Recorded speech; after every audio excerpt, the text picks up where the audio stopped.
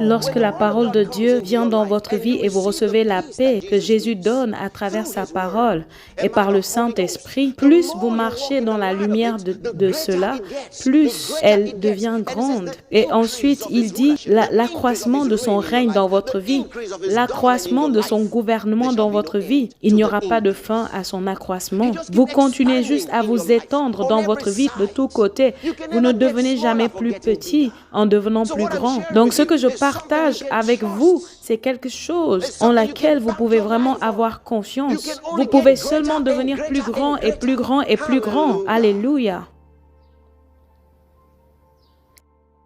Et vous savez, beaucoup de fois, lorsque nous étudions ou lorsque nous entendons que nous pouvons faire quelque chose en Christ, nous nous demandons pourquoi n'avons-nous pas pu faire quelque chose alors? Pourquoi est-ce que je n'ai pas eu l'emploi? Pourquoi est-ce que nous avons perdu le bébé? Pourquoi avons-nous perdu la grossesse? Pourquoi avons-nous perdu cette admission? Je pensais que j'avais eu l'admission à cette école. Pourquoi je l'ai perdue? Pourquoi j'ai perdu la maison? Pourquoi j'ai perdu la voiture? Pourquoi n'avons-nous pas réussi? Eh bien, nous avons prié pour l'homme et il est quand même mort. Pourquoi est-ce qu'il est mort? Nous avons tout essayé. C'est le genre de situation dans laquelle les disciples se sont trouvés ce jour-là. Ils sont venus à Jésus et ils ont dit, Maître, pourquoi n'avons-nous pas pu chasser ce démon? Parce qu'ils avaient fait tout ce qu'ils avaient vu Jésus faire. Autrement, ils ne lui auraient pas posé la question. Ils pensaient qu'ils avaient tout fait. Ils ont dit tout ce qu'ils dirent lorsqu'ils chassaient les démons. Et lorsqu'il est venu, lorsqu'il a chassé les démons, lorsqu'il a chassé le démon, ils se sont dit, mais attends, c'est ce qu'on a fait exactement. Pourquoi n'avons-nous pas pu le chasser? Jésus n'avait rien fait de différent de ce qu'ils avaient fait lorsqu'il est venu. Autrement, ils auraient dit, oh Maître, nous voyons maintenant quelque chose que tu as fait, que nous n'avons pas fait. Mais ils l'ont regardé et lorsqu'il l'avait fini, ils ont dit, attends, mais nous avons fait la même chose. Pourquoi n'avons-nous pas pu le chasser? Alléluia. Eh bien, Jésus a désigné quelque chose qu'il n'avait pas vu. Vous voyez, souvent, c'est quelque chose que nous ne voyons pas parce que nous avons beaucoup de suppositions dans nos vies et parfois, nous regardons d'une manière myopique. Mais regardez le verset 20, Jésus leur dit, à cause de votre incrédulité. Vous voyez ça? Il dit à cause de votre incrédulité. En d'autres termes, tout est possible. Si ça n'a pas marché, ce n'était pas la foi, point. La foi marche toujours. Si vous avez la foi comme une graine de moutarde, vous direz à cette montagne, retire-toi de là, et elle se retirera. Ne revenez pas pour dire, eh bien, je l'ai dit et ce n'est pas parti. Lorsque vous dites cela, vous êtes en train de dire à Jésus, Maître, tu n'as pas vraiment raison, je sais mieux que toi. J'ai dit ce que tu as dit de dire et ce n'a pas marché. Vous êtes en train de dire à Jésus qu'il a menti. Jésus n'a pas dit, lorsque vous dites à la montagne, déplace-toi, regardez et attendez qu'elle parte. Non, il a dit, lorsque vous lui demandez de partir, elle est partie. Vous devriez agir comme si elle était partie. Vous devriez parler comme si elle était partie. Si vous avez la foi comme une graine de moutarde, vous direz à ce cancer, retire-toi de mon corps. Jésus n'a jamais menti à quelqu'un. Il n'a jamais exagéré dans ses paroles.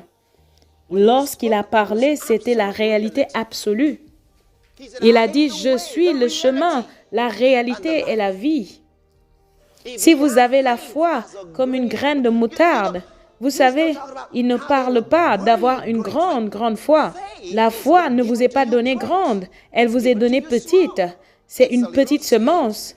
Et tout le monde là, si vous êtes né de nouveau, vous avez la foi. La Bible dit qu'il a donné à chacun d'entre nous dans le corps de Christ la mesure de foi. La mesure, article défini, il nous a donné la mesure de foi, la même mesure qu'à tout le monde.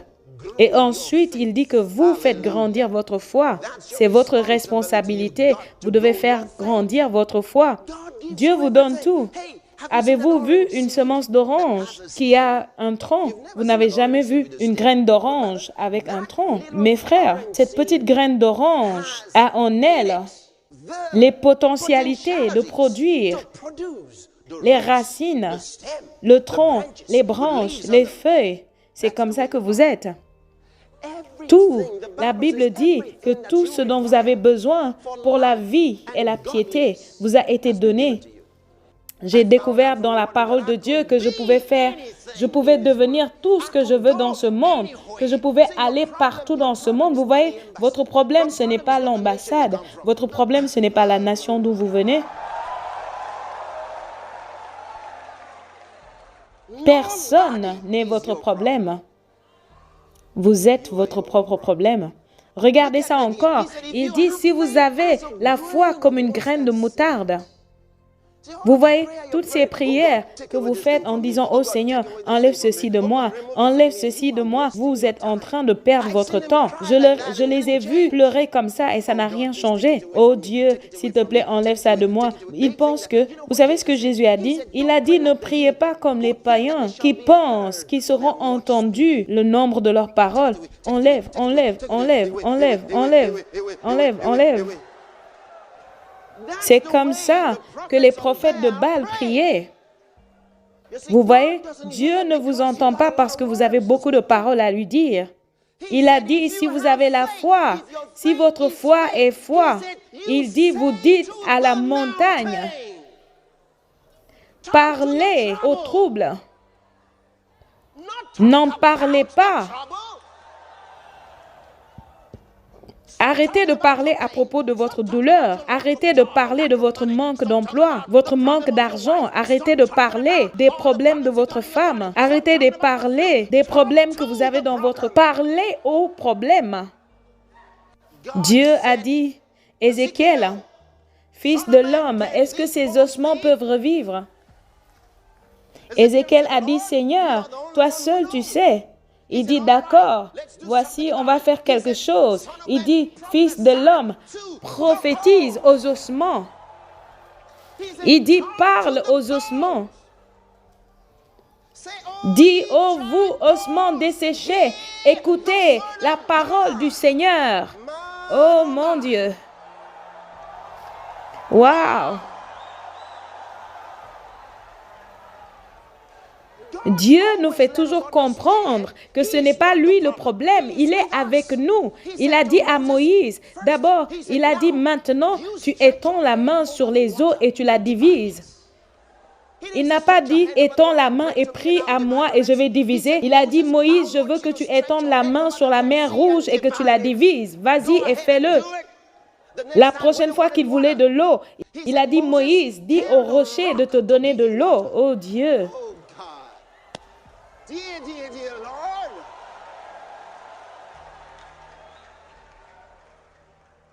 Il a dit, dis au rocher de te donner de l'eau, dis au rocher. Il criait, oh Dieu, nous n'avons pas d'eau, nous avons soif. Dieu dit à Moïse, dis au rocher de te donner de l'eau.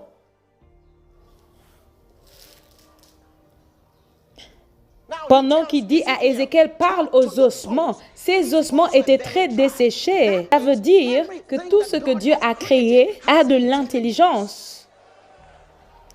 Est-ce que vous m'entendez? Tout dans ce monde a de l'intelligence. Le rocher a de l'intelligence. Est-ce que vous m'entendez? Moïse a déjà prouvé ça. Les ossements desséchés ont de l'intelligence. Jésus a parlé à un arbre. L'arbre a une intelligence. Frère, votre corps a une intelligence. Parlez à votre corps.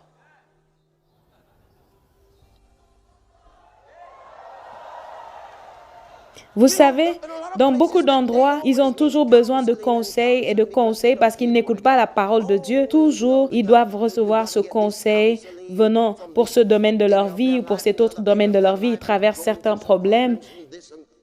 Si vous recevez la parole de Dieu et vous agissez selon elle, vous n'avez aucun problème. Et laissez-moi vous dire ceci, vous pouvez seulement porter quelqu'un sur votre foi pendant une petite période. Si votre mariage est en train d'être secoué par le diable, au lieu de vous disputer avec votre femme, rentrez à la maison et dites au diable dehors.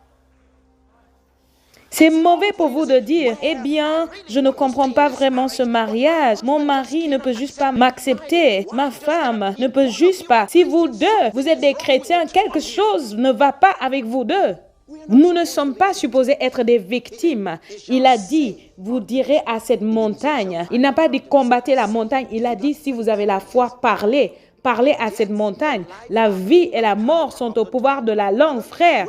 Que vous viviez ou que vous mouriez, c'est dans votre bouche. Oh, cette maladie va me tuer. Oh, ça va vraiment vous tuer. Aucun médecin ne peut vous aider. Je peux vous l'assurer, vous êtes en train de partir.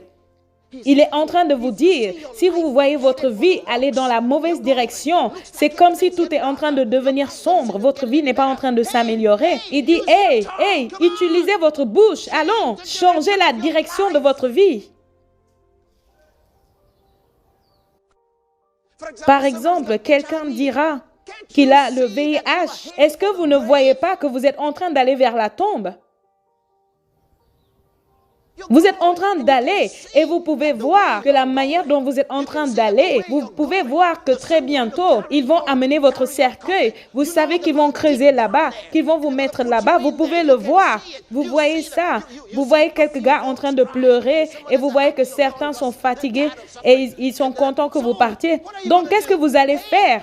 Dieu est en train de vous dire, utilisez votre langue et changez cette direction parce que vous pouvez le faire. Vous pouvez le faire. Vous vous voyez en train d'aller vers le bas. Utilisez votre langue. Changez la direction. Allons. Allons. Vous pouvez le changer. Jésus a dit, et rien, oh j'aime ça, il dit, et rien ne vous sera impossible, et rien, Jésus l'a dit, si quelqu'un savait ce que c'est que la réalité, c'était Jésus, parce que lui-même était l'incarnation de la réalité, il a dit, rien ne vous sera impossible, et rien ne vous sera impossible, utilisez votre langue, changez la direction de votre vie, n'allez pas vers la pauvreté, n'allez pas vers la mort. Vous dites, eh bien, j'ai 40 ans, je n'ai pas pu avoir d'enfants jusque-là, j'ai eu 7 avortements. Eh bien, est-ce que vous ne pouvez pas voir le chemin que vous êtes en train de prendre? 7 avortements et maintenant vous avez 40 ans. Le chemin que vous êtes en train de prendre, il semble qu'à 60 ans, vous n'aurez pas d'enfants. Alors, qu'est-ce que vous faites? Changez de direction. Faites un détour au bon moment. Utilisez votre bouche. Arrêtez de dire personne ne connaît demain. Arrêtez de dire que ce qui doit arriver arrivera. Arrêtez de dire ça parce que ce n'est pas vrai. Jésus a dit, si vous avez la foi, vous direz à cette montagne, ce blocage que vous avez dans votre tube, vous allez lui parler et lui dire, ce mal qu'ils ont dit que c'est dans votre sang, vous allez dire à ce mal, retire-toi. Oh gloire. Dehors! Votre vie est dans vos mains. Votre succès est dans votre main. Dieu a fait de vous un vainqueur. Vous voyez, vous devez comprendre ceci, c'est si important. C'est si important. Vous voyez, certaines personnes se sont arrêtées d'un côté de l'affaire. Ils disent, eh bien, je ne veux pas ceci dans ma vie, je rends grâce à Dieu, je n'ai plus de maladie. Louange à Dieu pour vous. Je ne suis plus fauché, je ne suis plus dans les dettes. Louange à Dieu pour vous. Je ne souffre plus de ceci. Toutes ces choses, ce sont de grands témoignages. Mais qu'en est-il de ce qui vient? Les choses dont je souffrais avant, je n'en souffre plus. Les problèmes que j'avais avant, je ne les ai plus. Gloire à Dieu. C'est merveilleux. Cette chose qui avait l'habitude de m'arrêter ne m'arrête plus. Ce dont j'avais peur avant, je n'en ai plus peur. Gloire à Dieu, oui. Mais il vous a fait sortir pour vous faire entrer. Mais c'est là où beaucoup de chrétiens se sont arrêtés dans leur vie. Ils ont des témoignages du genre, je ne suis plus malade, ça fait 10 ans que je ne suis plus malade. Mais êtes-vous vraiment en bonne santé? Ok, je ne dois à personne. D'accord. Ce n'est pas assez d'être dans les zéros. Dieu merci de vous avoir amené des moins pour vous amener dans les zéros. Mais ce n'est pas assez bon. Vous devez entrer dans les plus. C'est ce dont je parle. Vous ne devez à personne, gloire à Dieu, c'est bien de ne devoir à personne, mais qu'en est-il des plus? Est-ce que vous êtes dans les plus? Vous savez, nous pouvons prier au Dieu Nous voulons que nos besoins soient comblés, n'est-ce pas? Mais vous arrivez à un point dans votre vie où c'est là où je vis, où vous n'avez plus de besoin. Je n'ai aucun besoin. De quoi est-ce que j'ai besoin? Rien. Je n'ai aucun besoin parce que tous mes besoins sont comblés. Alors, je vis dans les désirs. Des désirs, vous comprenez? Est-ce que je veux ça? Est-ce que je désire ça? Est-ce qu'il y a un désir? Juste les plus, juste les surplus. Vous comprenez les surplus? Est-ce que vous ne pouvez pas juste penser à vivre dans les surplus? C'est possible.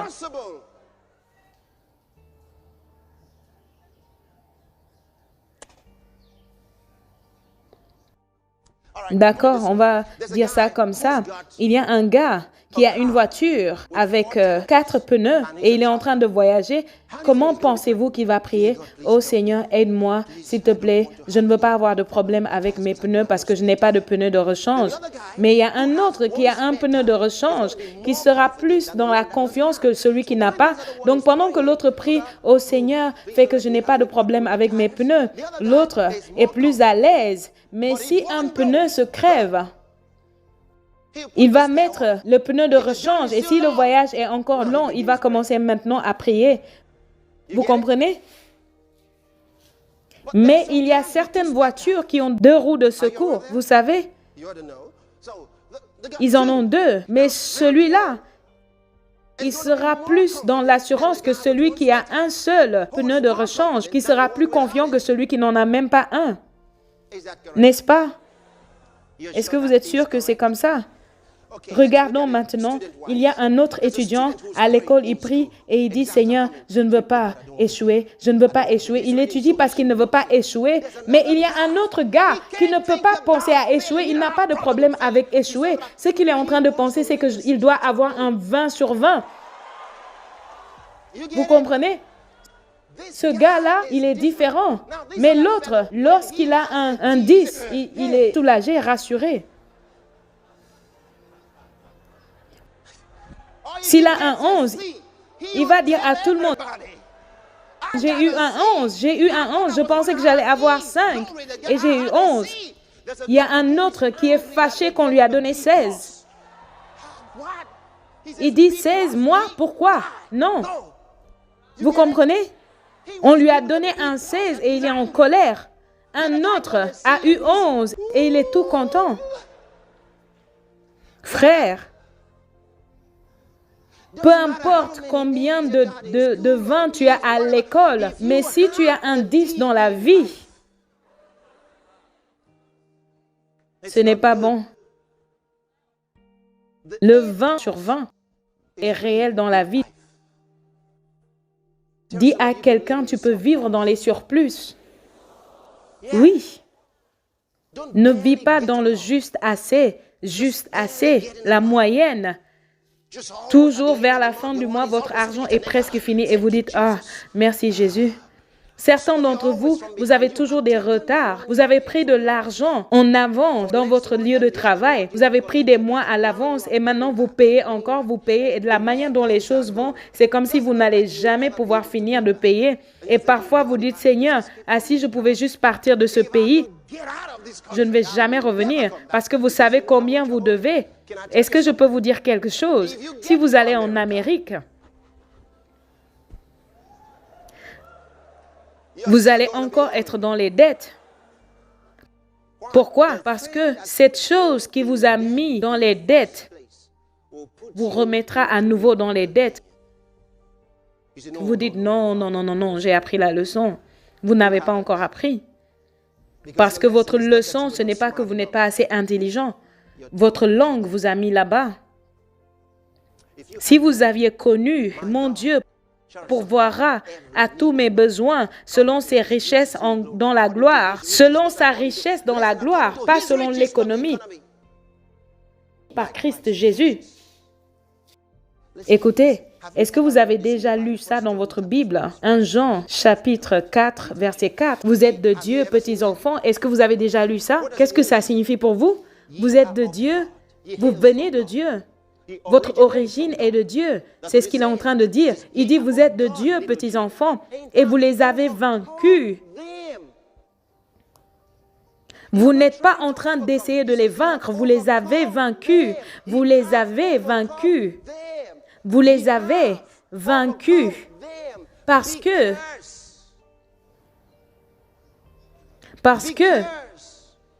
regardez ça, allez-y, allez lire ça, je veux que vous voyez ça. 1 Jean, premier épître de Saint Jean. Alléluia. Ça devrait être votre méditation. Est-ce que vous m'entendez? Si vous méditez sur la parole de Dieu, elle va traverser vos veines. Regardez ça. 1 Jean, chapitre 4, verset 4. Puis-je vous lire à partir du verset 3 parce que vous devez comprendre ceci. Et tout esprit qui ne confesse pas que Jésus-Christ est venu dans la chair n'est pas de Dieu. Et voici cet esprit de l'Antéchrist dont vous avez entendu qu'il allait venir et maintenant même il est déjà dans le monde. Maintenant, il ne parle pas du fils de la perdition qui arrive, qui sera aussi connu comme l'Antéchrist. Mais ici, il parle de l'esprit de l'Antéchrist qui est déjà dans le monde. Cet esprit de l'Antéchrist qui travaille contre les enfants de Dieu. Il combat tout ce qui est pieux, tout ce qui est de Christ, de Dieu dans votre travail, votre lieu de travail, votre emploi. Il combat tout ce qui est de Dieu, que ce soit à la télévision ou n'importe où. Il combat juste les choses de l'Esprit de Dieu. Il dit, cet esprit, vous avez déjà entendu qu'il devait venir. Et il dit, il est là dans le monde, il œuvre déjà dans le monde. Regardez ceci. Verset 4. Il dit, vous êtes de Dieu. Cela ne veut pas dire que vous êtes du côté de Dieu. Le mot grec original là-bas dit « Vous êtes originaire de Dieu, vous venez de lui. » Vous êtes sa reproduction. Alléluia. Vous êtes de Dieu, petits enfants, et vous les avez vaincus. Oh, merci Jésus. Vous les avez vaincus. Vous n'allez pas les vaincre. Ne priez pas pour les vaincre. Vous les avez vaincus déjà. Vous savez ce que Jésus a dit? Il a dit, ils sont du monde. Vous n'êtes pas de ce monde parce que je vous ai choisi hors du monde. Et ensuite, il a dit quelque chose. Il a dit, dans le monde, vous aurez des tribulations. Mais en moi, vous aurez la paix. Et ensuite, il a dit, courage. J'ai vaincu le monde. Jésus a déjà vaincu le monde. Maintenant, cela veut dire que le monde et ses systèmes, ça veut dire que le monde et tout ce qu'il peut produire. C'est pourquoi il a dit, aucune arme formé dans ce monde contre toi ne prospérera. Vous les avez vaincus. Vous les avez vaincus. Écoutez, ça doit entrer dans votre esprit. Vous les avez vaincus. Regardez ça. Regardez ici. Regardez ici. Verset 4. Vous êtes de Dieu, petits enfants, et vous les avez vaincus, parce que plus grand est celui qui est en vous que celui qui est dans le monde. Celui qui est à l'intérieur de vous est plus grand. Il dit, regardez verset 5. Ils sont du monde. C'est pourquoi il parle du monde. Et le monde les écoute. Nous sommes de Dieu. Celui qui connaît Dieu nous entend. Ils sont du monde. Il dit, c'est pourquoi il parle du monde. Donc, lorsqu'il parle de leur capacité dans le monde les entend. lorsqu'ils se vantent de leurs capacités et des armes du mal qu'ils ont dans le monde peut être terrorisé, ils peuvent avoir peur d'eux, le monde les entend, les écoute, mais nous sommes de Dieu. Seul celui qui connaît Dieu nous écoute, nous entend. Mais quoi? Mais nous les avons vaincus, nous avons vaincu le monde, parce que celui qui est en nous est plus grand. Celui qui est en nous est plus grand. Frères et sœurs, jusqu'à ce que vous commenciez à méditer sur cette vérité, méditer sur cette réalité et la proclamer, elle ne peut être votre possession, mais vous devez la proclamer, l'annoncer, la déclarer chaque jour de votre vie. Plus grand est celui qui est en moi que celui qui est dans le monde. Plus grand est celui qui est en moi que celui qui est dans le monde. Vous voyez, je ne suis pas du monde. J'ai vaincu le monde. J'ai vaincu les systèmes de ce monde. J'ai vaincu les forces de ce monde. Oh, alléluia. Nous avons vaincu. Nous ne sommes plus des victimes. Est-ce que vous m'entendez? Le monde ne peut plus vous rendre pauvre. Vous avez vaincu le monde. Écoutez-moi, écoutez, vous pouvez libérer les forces de la vie à l'intérieur de vous. Certains d'entre vous n'avaient jamais compris ceci. Plusieurs des enfants de Dieu n'ont jamais compris comment marcher dans la faveur de Dieu. Oh Seigneur. Je vais commencer à clôturer avec ceci. Proverbes chapitre 4. Proverbes chapitre 4. Et je vous lis à partir du verset 20. J'ai vaincu le monde. Et voici la victoire qui a vaincu le monde, notre foi. Merci Jésus. Chapitre 4. Proverbe, à partir du verset 20, « Mon fils, écoute mes paroles, incline tes oreilles à mes paroles, qu'elles ne s'éloignent pas de ton cœur. Garde-les au cœur de ton esprit, car elles sont vie pour ceux qui les trouvent, et elles sont un remède pour leur chair. » Il dit, « Incline tes oreilles à mes paroles. » Garde-les au milieu de ton cœur, la parole de Dieu, car elle est la vie pour ceux qui la trouvent. Est-ce que vous avez la paralysie des membres, la paralysie des mains? Ça veut dire que la main est morte ou quelque chose. Et la parole de Dieu est vie pour ceux qui la trouvent et elle est un remède pour leur chair. Cette plaie qui ne veut pas guérir, la parole de Dieu sera un remède à cette plaie. Continuez à parler à cette plaie, parlez à ce cancer, déclarez la parole à votre corps. Elle est la vie pour ceux qui la trouvent. Tout le monde ne l'a pas, mais elle est la vie pour ceux qui la trouvent et elle est un médicament, un remède pour leur chair. Au verset 23, il dit, garde ton cœur, plus que tout ce qui se garde. Garde ton esprit.